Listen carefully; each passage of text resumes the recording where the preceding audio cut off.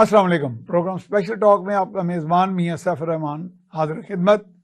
नाजरीन, politics, philosophy, mathematics, social sciences, ये सारी चीज़ें जो हैं हमारे मुआशरे का और दुनिया का एक जदीद अलूम में ये इनका शुमार होता है।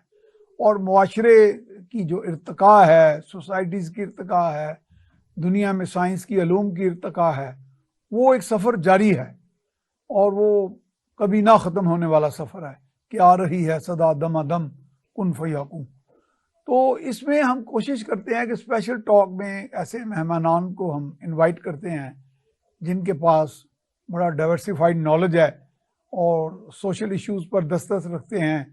और जाहिर है जब सोशल इश्यूज़ डिस्कस करते हैं तो पॉलिटिक्स भी उसमें ये आ जाती है, चूँकि पॉलिटिकल लीडरशिप का भी एक रोल है सोसाइटी को लीड करके किसी सम्मत में ले जाना और उनको एक पॉजिटिव वाइब्स देना, उनमें एक हौसला, होप देना, मुश्किलात में से निकालना और एक चैलेंजिंग स्पिरिट पैदा करना। आज हमारे साथ एक ऐसे मेहमान मौजूद हैं जिनकी बड़ी डाइवर्सिफाइड नॉलेज है, इन डेप्थ नॉलेज रखते हैं। बेसिकली मैथमेटिशियन है, लेकिन जैसे मेरा भी बिलीव है और बहुत से लोगों का बिलीफ है कि mathematicians are essentially philosophers and vice versa. जैसे बर्ट्रैंड रसल फिलोसोफर भी थे और उनकी जो प्रिंसिपिया मैथमेटिका है दुनिया की नॉन किताबों में से एक किताब है। तो मैं उनका तारुफ कराता हूँ, हम उनको वेलकम करते हैं, जनाब professor Tanveer Sadiq sahab. Sir welcome to the show. और आपके आने से बेइंतहा खुशी हुई और 4-5 प्रोग्राम्स तो मुझे आपके साथ करने का इत्तेफाक हुआ कुछ चैनल्स पे। तो बड़ा वर्सटाइल, बड़ा डाइवर्सिफाइड नॉलेज है आपका। तो इब्तदा अगर आप इजाज़त दें तो पॉलिटिक्स से करते हैं, फिर एजुकेशन में आ जाएंगे, सोसाइटी, आपको पता है सारी चीज़ें आपस में मैं कोशिश करूंगा इंटरलिंक्ड हैं। माशाल्लाह। तो प्रोफेसर आज एक डेवलपमेंट हुई, इमरान खान जो पीटीआई के चेयरमैन कह लें हम, चूँकि नामों का भी अजीब किस्म का कवानीन बन जाते हैं हमारे यहाँ, उसका नाम ना लें, इनका ना लें। अच्छा, बहरहाल ये है कि पीटीआई के जो चेयरमैन हैं उनकी कन्विक्शन हुई अदालत से जी, और उसमें वो तोशा खाना एक ऐसा केस बन गया था। हम तो बचपन में एक तोशा खाते थे, वो तो मिठाई का होता था वो शायद आपने, अब तो तोशा खाना एक ऐसा इशू बन गया है कि जैसे लोग एक लाइक ए जोक जिस तरह एक होता। बहरहाल आज जो हुआ जी, मैं समझता हूँ अफसोसनाक है। तोशा खाना मेरा थोड़ा सा इस पे, मेरे वालिद जो थे वो गवर्नर स्टाफ में रहे हैं, ईवा secretary to government of Punjab, जब रिटायर हुए हैं तो गवर्नर हाउस में रहते हुए ना तोशा खाना से बड़ा वास्ता होता है। जी जी। वो प्रिंस शाहनूह का एक दफा उन्होंने बड़े बड़े गिफ्ट दिए सारों को, कंबोडिया के थे बड़े फेमस। तो उन्होंने गिफ्ट दिए। मेरे वालिद वहाँ सेक्शन अफसर थे, अंडर सेक्रेटरी रहे या कुछ, उन्हें एक हाथी दांत का बना हुआ छोटा सा हाथी और एक वो लुंगी सी उनकी स्पेशल दे दी गई। वो वहाँ जमा कराई गई, उन्होंने उसकी कीमत पता नहीं को 150 के कितनी लगाई, दोनों चीज़ों की वसूल कर लिए। ये बड़ा प्रैक्टिस है। इमरान ने भी जो किया है ना जी, तोशा खाना उसने रूटीन में जो होता था स्टैंडर्ड प्रैक्टिस को ही, लेकिन उसी को फॉलो किया है। लेकिन जिस अंदाज से ये फौरी तौर पे केस हुआ है, उसको केस को निपटाया गया है, वो सारा बड़ा अफसोसनाक, यानी फास्ट ट्रैक की करप्ट ट्रैक है। अच्छा, जज भी, मैं आपको हो सकता है अजीब लगे, लेकिन जज का जो पॉइंट लोग सुनना चाहते हैं, जज के जिस अंदाज से किया है ना, दैट वाज ए करप्ट वे। जज का अंदाज 5 दिन के लिए उसे स्पेशल डिप्यूट किया गया कि इन 5 दिनों में, मैं अभी सुन रहा था, हाँ उन्हें कहा कि 5 अगस्त को लीव पे चले जाएंगे, वो छुट्टियों पे चले गए हैं, लेकिन उन्हें 5 दिन स्पेशली असाइन किया गया कि नहीं ये केस खत्म करके। तो प्रोफेसर आप कहते हैं ना, जस्टिस कहते हैं, there is a saying, justice should not only be done but seen to have been done. वो नजर आना चाहिए भी, तो वहां कोई जस्टिस नजर नहीं आया। वो करप्ट अंदाज था, जज का भी, केस का भी, हुकूमत का भी। और इसमें मैं हैरान हूं कि जो वकला थे अभी प्रेस कॉन्फ्रेंस कर रहे थे, उन्होंने chief justice Islamabad high court पे भी इल्जाम लगाया है कि वो भी इस सारी गेम में इन्वॉल्व थे। और उन्होंने ये मैनेज किया। तो और ये बड़ा अफसोसनाक नहीं है प्रोफेसर? ये बहुत अफसोसनाक। अगर अदलिया तो एक ऐसा फोरम है कि मैं किसी जगह मेरे साथ विक्टिमाइज हो जाता हूँ, मेरे साथ कोई नाइंसाफी हो जाती है, मेरा हक मारा जाता है, तो मैं अदलिया के पास ही जाऊंगा ना। तो लेकिन नहीं, अदलिया मैं जाती मुझे हैसुल इंस्टीट्यूशन अदलिया आप समझते हैं किस हद तक तनज़ुली का शिकार है? बड़ी पुअर अदलिया। मुझे अपना जाती एक केस का एक्सपीरियंस हुआ। हाई कोर्ट में मेरा केस था। अच्छा। मैंने जज साहब को कहा, मैंने कहा जज साहब देखें 100 आदमी एक कतार में पेश हुए, 99 को उन्होंने बेनिफिट दिया इस चीज का। मेरा वो शख्स जो वहां बेनिफिट ऑफ डाउट या वैसे नहीं एक रिलीफ एक्ट था, एक्ट की रिलीफ जो है ना, ठीक है। अच्छा, मैं उनमें से एक था जिसे रिलीफ नहीं मिला। वहां मेरा बैचमेट था लगा हुआ। उसने कहा यार तुमने बताया ही नहीं कि ये। मैंने कहा यार मेरिट पे मेरा केस था, why should I tell you? हाँ, कहता नहीं वो मेरी बेइज्जती हो जाएगी सर। उसने मेरे केस पे ऐसे लिख दिया कि चीफ मिनिस्टर को भेज दो। चीफ मिनिस्टर को भी नहीं भेजा। मैंने कहा मैं क्यू में आ रहा हूँ। अब वो उस केस के मेरिट्स मैं जज साहब को कहा, मैंने कहा जी ये वो जो आप केस कह रहे हैं नहीं, केस तो ये है कि 100 आदमी एक लाइन में है, मुझे बीच में क्यों निकाला गया मुझे। लेकिन नहीं, वो उनका अपना एक मजाज है, हमारी तरह है ना, उनका भी नॉलेज और मोस्टली सिफारशी है। नहीं हमारी तरह चलो भी हो जाना भी कोई बात नहीं, लेकिन हम सभी मुनसफ जो होता है, मतलब आप देखें ये इतना टची चीज है। हाँ, जो लफ्ज मुनसफ है, इंसाफ देने वाला, वो उसमें आप रब्बुल इज्जत को भी जवाब, चीजें तो फिर भी नहीं, रब्बुल इज्जत को भी जवाब दें सबसे ज्यादा। और फिर ये जो मैं तो तौहीन अदालत गलत समझता हूँ। हमें तौहीन अदालत का खत्म कर देना चाहिए ताकि क्लियर हो कि ये जो कर रहे हैं सारों के सामने आए। लोग घुटन का शिकार हो रहे हैं, लोग बात नहीं कर पा रहे। बहुत ज्यादा जी, आप अखबार में कुछ लिख नहीं सकते। मैं 6 कॉलम लिखता हूँ ना, तो उनमें से 3 वो रोक देते हैं या मुझे रीराइट करना पड़ता है कि इसमें ये काटो ये काटो। ये रोज की रूटीन हो गई है। और वो अखबार वाले कहते हैं जी हम मजबूर हैं, क्या करें, आप भी फंस जाएंगे, हम भी फंस जाएंगे जी। तो ये बड़ा घुटन का एहसास है। और ये जो कुछ हो रहा है ना, ये वही कुछ हो रहा है जो शेख मुजीबुर रहमान के दौर में हो रहा था। उसी तरह का अंदाज है। पता नहीं इनमें से कौन बंदा मेरे आप अगर आपका तो इतना तारीख का भी मुताला है, मुशाहिदा है, उस वक्त को कुछ बैनुल अक़वामी अवामिल भी थे उसमें, मुल्की भी थे, इलाकाई भी थे, अदारा जाती भी थे। तो यहाँ भी तकरीबन उसी तरह का एक गुलदस्ता। उसी तरह का फर्क ये होता है जी कि हिंदुस्तान चूंकि साथ था, वो हमसे परे था। हाँ जी। तो ग्रेविटी ज्यादा थी प्रेशर की। ठीक है। यहां भी कम नहीं है। इस वक्त आप सूरत हाल देखें, गिलगित बल्तिस्तान में तो अच्छी सूरत हाल नहीं है। बड़ा अनरेस्ट। आज सरहद में भी सुना है कुछ गड़बड़ हो रही है काफी जगह। उधर बलूचिस्तान में ऑलरेडी है। वो तो बहुत ज्यादा हो रही है। सिंध तो खैर वो जरदारी की वजह से ही हिलता है, वो तो कुछ सिस्टम। लेकिन पंजाब की सूरत हाल भी ये बिगाड़ रहे हैं। किसी वक्त भी कुछ हो सकता है। मेरे मुंह में खाक। पाकिस्तान को जो ये कोशिश कर रहे हैं ना, ये पाकिस्तान को तोड़ने को, पता नहीं शहबाज शरीफ गोबराचौक बनने के मूड में है या कोई और, लेकिन ये सब हो रहा है जो ये बड़ा अफसोसनाक है, बड़ा अफसोसनाक। लेकिन ये आज मुझे कुछ साहब बता रहे थे कि जी जमान पार्क से पीटीआई के चेयरमैन की गिरफ्तारी हुई और उनको इस्लामाबाद बड़ी जल्दी में ले गए, अडयाला जेल में डालेंगे। और मुमकिन है, जैसे अभी तो आप कह रहे हैं कि उनकी प्रेस कॉन्फ्रेंस हुई वुकला की, उन्होंने कहा कि इस्लामाबाद हाई कोर्ट के, उन्होंने बड़ा क्लियर कहा, वो जो शुएब शाहीन उनके बारे उनके पे इल्जाम लगा रहे हैं, शुएब शाहीन, तो इसका मतलब है हाई कोर्ट तो फिर बराह रास्त रिलीफ नहीं देगा। इसका तो ये अखज़। अच्छा, हाई कोर्ट कभी वक्त था कि हाई कोर्ट में होता था कि जज चीफ जस्टिस ने ये कहा, सारे जज मानते। अब तो खुल्लम खुला है कि फलां जज फलां के हामी है, फलां के हामी है।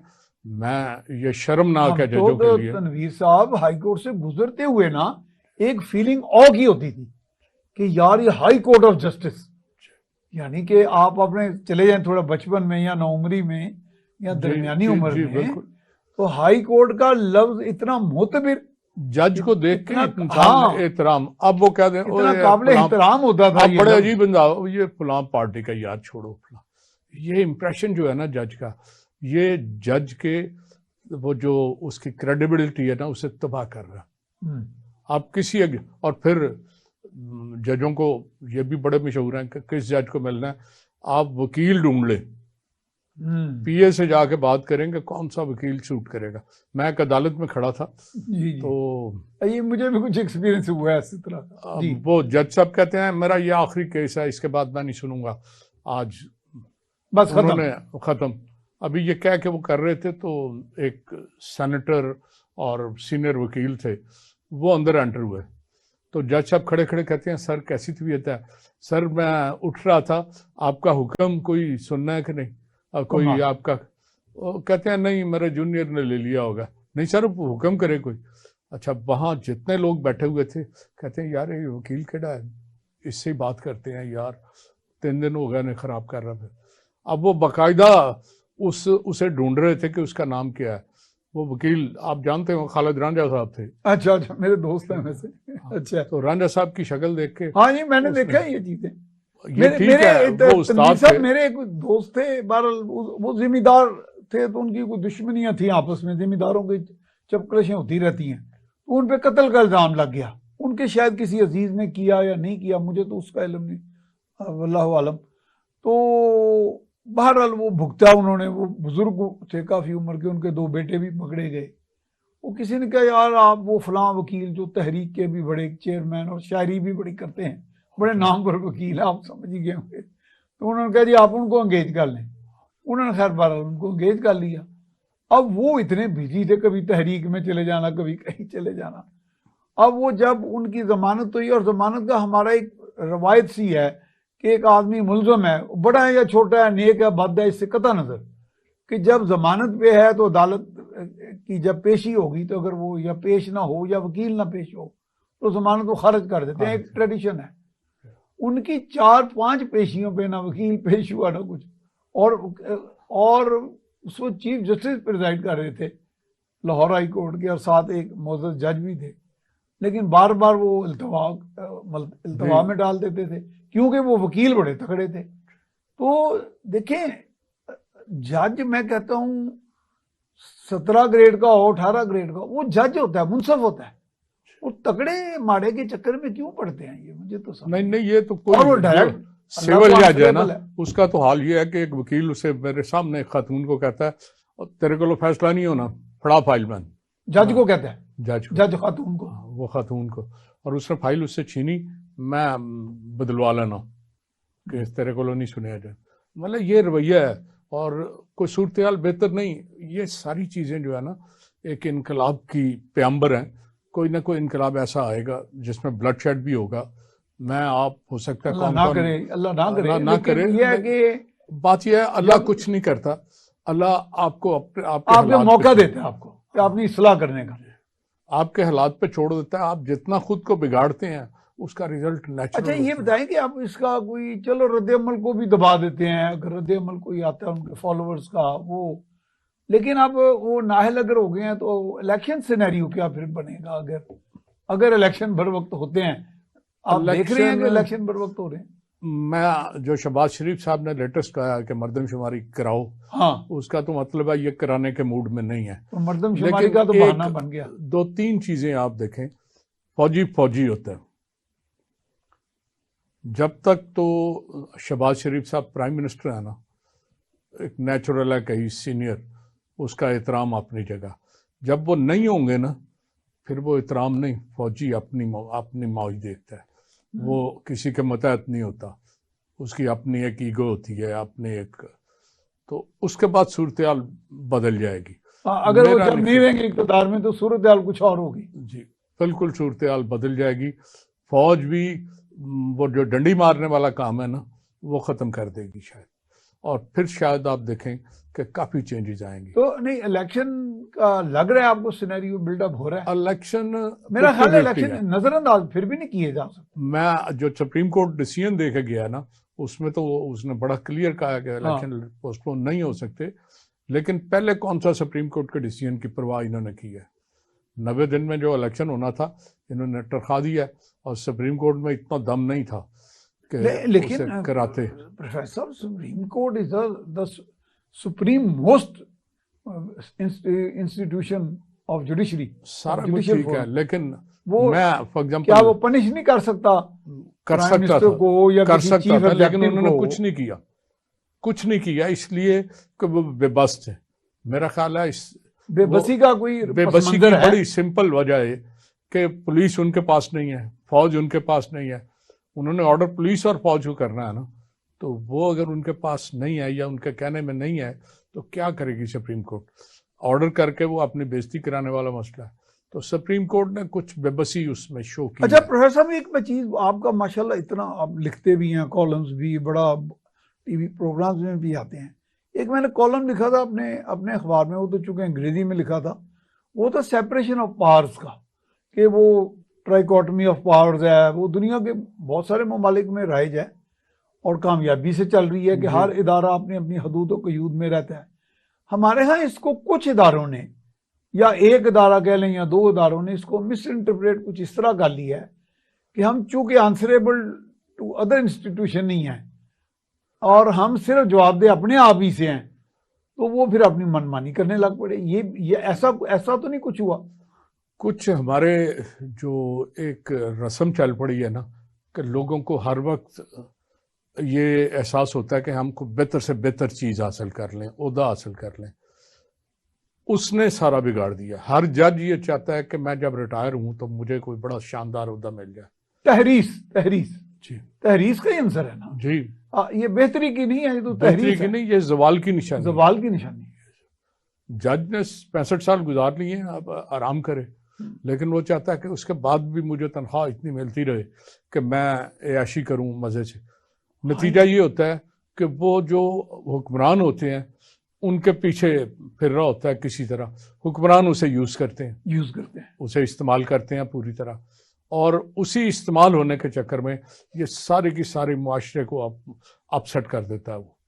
और पुलिस का भी यही हाल है, ब्यूरोक्रेट्स का भी यही हाल है। वो भी हर 17वें और 18वें ग्रेड का ब्यूरोक्रेट कहता है मैं 19वें ग्रेड में जाके किसी, ये भी बड़ी अजीब रवायत है कि आप 18 ग्रेड में हैं, आपको 19 की पोस्ट पे लगा दिया जाता है।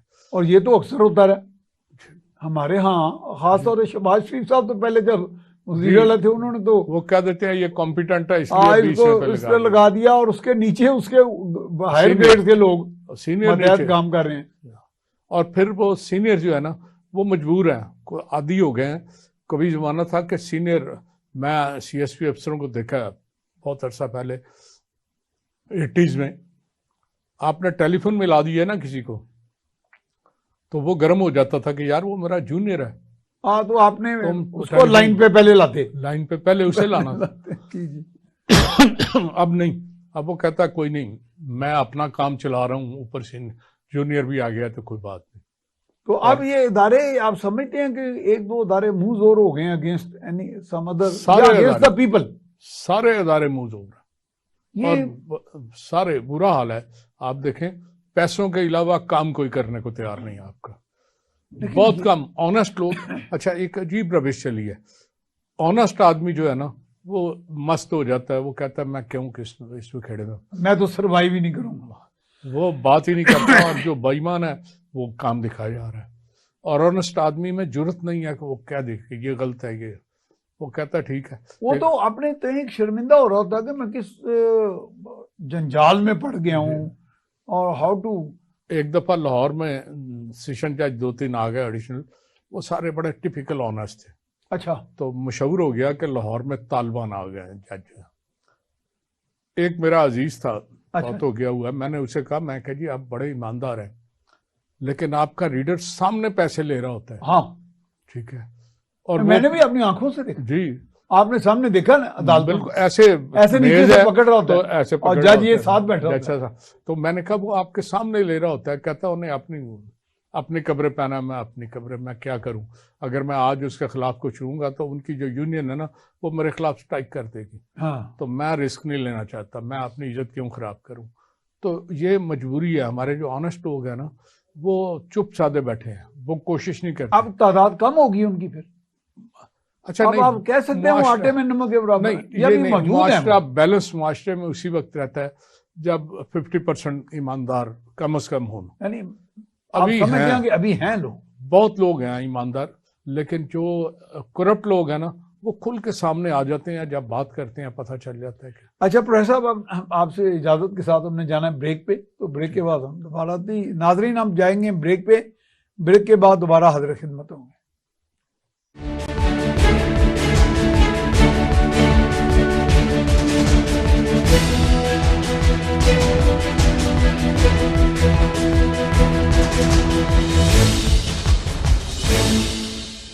जी ब्रेक के बाद हम आपको खुशामदीद कहते हैं। प्रोफेसर तनवीर सादक सीनियर तजियाकार हमारे साथ मौजूद हैं।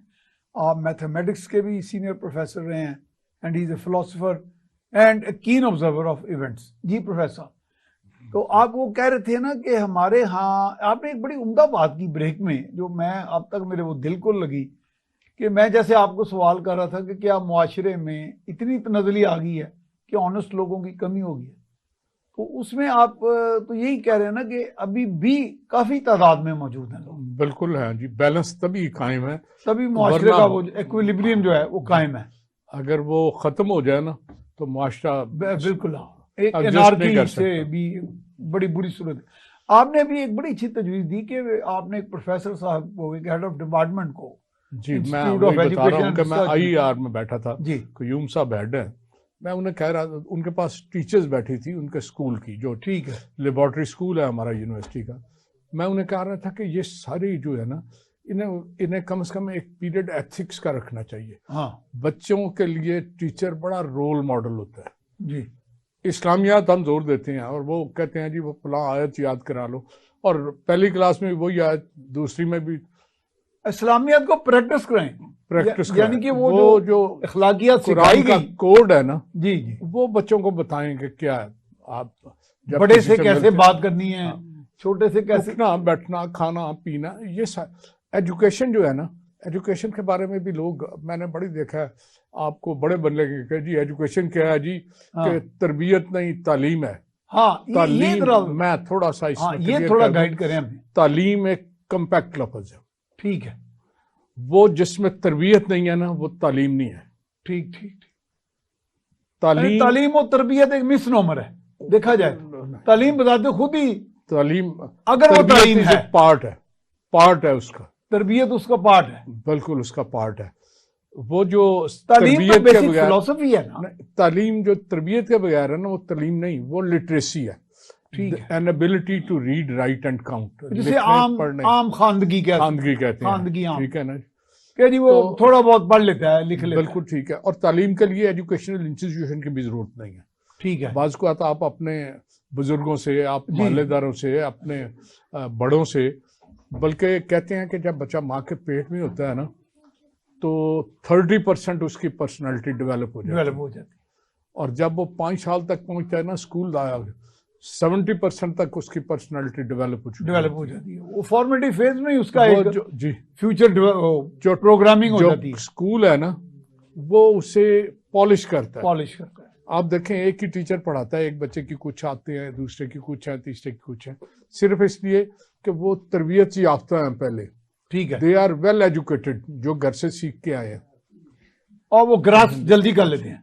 हिंदुओं में जब बच्चा पैदा होने रखा है ना तो कहते हैं इस औरत जो हामला औरत है ना, इसके करीब ऊंचा नहीं बोलना, शोर नहीं करना, बच्चे पे असर पड़ेगा, उसे बड़ा अलहदा रखते हैं, बड़ा कि ये बिल्कुल इस पे, वो कहते हैं कि अगर आप शोर मचाएं, आप अब भी देखिए आपके जो आपके इर्द गिर्द आपके दोस्त हैं ना, अगर कुछ झगड़ालू किस्म के मियाँ बीवी, तो उनके बच्चा जब पैदा होता है ना तो वो जरा चेहरे पे उसके ग्लोमी और जैसे बड़ा स्ट्रेस होता है, लेकिन जो माँ बाप बड़े हंसमुख होते हैं ना उनका बच्चा भी चीयरफुल सा होता है, बड़ा वो हंसमुखी और बड़ा हंसमुख होता है। ये इम्पैक्ट होता है फौरी तौर पे। तो तरबियत जो है ना, वो जॉन डेवी जो मौजूदा तालीम का, वो कहता है तालीम जो है ना तजर्बे का नाम है, ऐसा तजर्बा जो मजीद तजर्बात आपको देता है, ठीक, ऐसे मजीद तजर्बात जो मजीद तजर्बात देते हैं, तो तालीम तजर्बों के तसलसल का नाम है, ठीक है। अच्छा, सुकरात को जब पूछा गया कि व्हाट डू यू नो, उनका I know that I know nothing, जी, वो तो ये मेरा हाल वाकई कि आ रही है सदा दमादम कुन फयकून, कि इल्म तो एक ऐसा समंदर है कि आप वो जो सुकरात का वक्त था ना जी, उस वक्त तो इल्म फिर महदूद था, एक साइंस सब्जेक्ट था, ठीक है, जिसमें सारी चीजें आ जाती थी। अब physics, chemistry, zoology, botany, math, बड़े स्टैट कई, फिर उसमें मैथ आ गया, ये जी अपना मैथ जो है ना उसमें भी 10 किस्में आ गई हैं। ठीक है जी। तो हम जब पढ़ते थे तो प्योर और अप्लाइड था, अब कई चीजें आ अच्छा गई। प्रोफेसर, मुझे याद आपने करा दिया, मैं हमारे दौर में ट्रिग्नोमेट्री होती थी एक, जी वो डज इट एग्जिस्ट नाउ कि वो खत्म हो जी, गई? अब भी है ट्राइगोनोमेट्री। अच्छा, हम उसको ट्राई का मतलब ट्रिग्नोमेट्री है कहते थे। तीन, अच्छा, ट्राई का मतलब है तीन, तीन, गोनो एंगल को कहते हैं, ठीक है, मीट्री मेजरमेंट से। मेजरमेंट को कहते हैं। तो जिसमें 3 एंगल होते हैं ना, उस शक्ल की मेजरमेंट ट्रिग्नोमेट्री है। So it does exist now? हाँ, पूरी तरह। And it is in practice? नहीं, उसके बगैर तो गुजारा ही नहीं होता। प्रैक्टिस में भी है वो? हाँ, मैंने अभी आपको पैथागोरस की बात बताई थी जी। पैथागोरस का एक बड़ा मशहूर मसला फिसागोरस, साहब हाँ, फिसागोरस, वो इतना मशहूर मसला है। पैथागोरस बेचारा उसके साथ मिसहैप ये हुआ कि वो प्रीचर भी था, उसने बहुत कुछ लिखा, बहुत, लेकिन वो एज प्रीचर अपने शागिर्दों को एक दिन प्रीच कर रहा था तो मुखालफों ने उसके मोहब्बत को आग लगा दी। उन दिनों लकड़ी के मोहब्बत थे। जी जी। वो अपने 40 शागिर्दों समेत जल के मर गया और उसका बहुत सा काम जाया। पाइथागोरस जो इसी तरह जल के मर गया, उसका बहुत सा काम जाया हो गया। लेकिन पैथागोरस का जो थ्योरम है ना, वो तो उसे आज तक जिंदा रखा हुआ है। तो अब में 2-3 हजार साल हो गए, 2000 साल, वो 600 कबल मसीह, 600 कबल मसीह।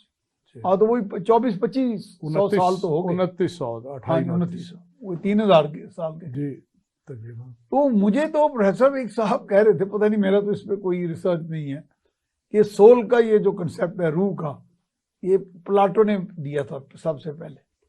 यानी ये जब हमारा, ये कई फिलोसोफर हैं जिन्होंने दिया है। अच्छा, प्लाटो से पहले भी बाज जितने मज़ाहिब आए हैं ना, उनमें कहीं ना कहीं सोल का है, रूह का, और सोल के कोई मुख्तलिफ नाम है किसने। हाँ, बाज ऐसे हैं जो बिल्कुल ही, एक वक्त था कि लोग देखते थे कि ये हमारे सामने फलां चीज़ बड़ी कामयाब है, सूरज बड़ा, इसकी पूजा कर लो, चांद की कर लो। लेकिन फिर वक्त के साथ साथ चेंज हो गया। लेकिन रूह का तस्वर बहुत सारे मज़ाहिब में पाया जाता है। मज़ाहिब भी हजारों में, सारे सब में सुनते हैं, नहीं हजारों में है, नहीं बाजों में नहीं है, लेकिन हजारों मजहब है हर जगह। कई तो बिल्कुल अब खत्म हो गए, लेकिन अब भी बहुत से मजहब हैं। अब तो कुछ लोग कहते हैं ना जी कि हम गए और बस खत्म, हमारा जो वो अब भी एथिक्स कई जो है, कई नहीं बिलीव करते, वो कहते हैं गए। हमारे पाकिस्तान में ऐसे बंदे आपको मिलते हैं जी जी जो ऐसी बातें करते हैं, लेकिन बहरहाल हमारा ईमान है रूह पे पूरी। अच्छा प्रोफेसर, ये बताएं कि अगर आप तालीम को मुंतबिक करें सियासत में, मैं बाज़ औक़ात कहता हूँ, अक्सर, पता नहीं आप एग्री करते हैं कि नहीं, कि जो एक लीडर होता है या एक सियासतदान होता है, उसकी फॉलोइंग होती है, वो एक मौलम की तरह होता है। मैं तो ये कहता हूँ, अक्सर कहता हूँ मैं प्रोग्राम में, तो मौलम को लोग, एक मौलम ट्रेंड सेटर भी होता है, मौलम को देखते हैं तो उसका मॉडल अपनाते हैं, उसको एमुलेट करते हैं, कॉपी करते हैं। तो इसमें हमारे लीडर्स तो आप देखें ना, शबाशी किसी को जर बाबा कह रहे थे, वो किसको, मैं इसको घसीटूंगा, फलां ये कहता है, फलां कहता है तुम ये हो तुम वो। तो इससे मेरा ख्याल है टारगेट तो वो अपने हरीफों को कर रहे होते हैं, लेकिन ट्रेंड वो अवाम के अंदर आ जाता है, वो भी फिर अपनी छोटी सतह पे अपने हरीफों को उसी तरह मुखातिब होते हैं। ये सारा कुछ जो है ना, लैक ऑफ एजुकेशन है। तालीम जब तक काम नहीं ना आप करते, ये चीजें रहेंगी, आप जो मर्जी कर रहे हैं। बेसिकली सियासत क्या चीज है, माशरे और फर्द के दरमियान जो राब्ता है ना, वो उसका नाम सियासत है। ठीक, बच्चा पैदा होता है ना, तो उसका माशरे से कोई लिंक जरूर होता है, वो सियासत में पार्ट ले रहा है किसी ना किसी तरह। हमने जो प्रैक्टिकल पॉलिटिक्स बना दी है ना, वो बड़ी मकरूसी चीज है। वो तो हम मोर्चा बंद हो गए सब एक दूसरे के बरखिलाफ। हाँ, उसमें लैक ऑफ एजुकेशन है। लोग बेसिकली, और ख़ास तौर पे जब कारोबारी लोग आ गए हैं ना इसमें, तो कारोबारी तो शरई तौर पे हुक्म है कि कारोबारी बंदों को सियासत में हिस्सा नहीं लेना चाहिए। वो अपने कारोबारी, अच्छा, शरीयत में वादे तौर पे हुक्म है? जी, लेकिन वो अब तो मैं सारे कारोबारी लोग सारे, बल्कि कारोबार बंद कर देना चाहिए अगर बंदा को वो जो कॉन्फ्लिक्ट ऑफ इंटरेस्ट का गालिबन वो कंसेप्ट इधर से लिया गया। जी बिल्कुल, लेकिन ये हमारे यहाँ तो कारोबार या सियासत में हिस्सा ही कारोबार के लिए करते हैं। एक भाई लेता है, 6 भाई लगे होते हैं धड़ाधड़ पैसे बनाने में। सही बात। तो professor, how you compare our system of democracy with other democracies in the neighbourhood and other, यानी कि हम इतना ग्रो नहीं किया, इवॉल्व नहीं किया हमने इसमें। दूसरी डेमोक्रेसी कंपैरेटिवली बेहतर है। आप हिंदुस्तान में कहते हैं बहुत सारी चीजें हिंदुस्तान में बहुत बेहतर है। अच्छा, मैं हिंदुस्तान गया भी हूँ, काफी बेहतर है। अब हिंदुस्तान में देखें वो यानी लोगों की से है। हाँ, आम आदमी पार्टी कैसे जीत गई है, वो जो केजरीवाल की जो जी दिल्ली में बैठी, पंजाब में वो जीते हैं। वो जो बंदा है उसकी माँ आया थी, बल्कि बाज कहते हैं कि स्वीपर थी, तो वो वहां जीता है। हमारे यहाँ तो बेसिकली ये पैसे का कल्चर है। पैसे हैं तो आप इलेक्शन लड़ सकेंगे, पैसे नहीं है तो यू आर नॉट। मैं टिकटें देखने वालों को देखता रहा, जो टिकटें बांटते रहे हैं ना, वो कहते थे यार 50 लाख खर्च कर लेंगे। हाँ, उसने कहा हाँ मैं जी करोड़ भी खर्च कर लूंगा। फिर कहते गए थे कि करोड़ खर्च करेंगे ना, यार मेरे इलेक्शन पे भी 10 लाख मैंने देना ही। ये सौदेबाजियां होती हैं। हाँ हाँ, मैं आपको एक शेयर करता हूँ अपना एक्सपीरियंस। हमारे साथ शहबाज गिल साहब होते थे, इनके बड़े मौत में थे, पीटीआई के चेयरमैन के। वो एक दफा हमारे साथ बैठे थे, तो हम कोई 7-8 सीनियर जर्नलिस्ट चाय पी रहे थे उनके साथ गवर्नर हाउस में। तो बातों बातों में कहने लगे, उन दिनों को सेनेट के कोई इलेक्शन वगैरह थे कोई, जी मेरा एक दोस्त है वो सेनेटर मुंतखब होके आ रहा है। तो वो कहने लगा यार मैंने तो अपनी ज़मीन का टुकड़ा बेच दिया है 3 अरब 20 करोड़ का, तो 40 करोड़ का एक वोट मैंने खरीदा है। अच्छा, तो 8 मैंने वोट खरीद लिए हैं, 8 वोट मुझे रिक्वायर्ड हैं, तो 3 अरब 20 करोड़ में सेनेटर होके इंशाल्लाह आगे फिर तुम्हारे साथ सेलिब्रेट करूंगा। अच्छा, सराद में तो ये बड़े अरसे तक ही होता है। तो ये मैं परेशान हो गया सुन के उनकी बात। मैंने कहा यार ये कहता हूँ, ये मैं आपको बिल्कुल इनफॉर्मली बात कर रहा हूँ, लेकिन है फैक्ट है, बेशक आप मुझे कोर्ट भी कर दें। लेकिन गुलजार खान जी वो और उसके दोनों बेटे, और वो 3 सेनेटर थे, 3 senator and they purchase seats, जी सारे खरीद लेते थे और खरीद के अपने सारे काम कारोबार अपना उनका यही था। उन्होंने कोटा लिया हुआ था गैस का, और वो सारा इसी चक्कर में कि सेनेटर हैं, कोटा मिल गया।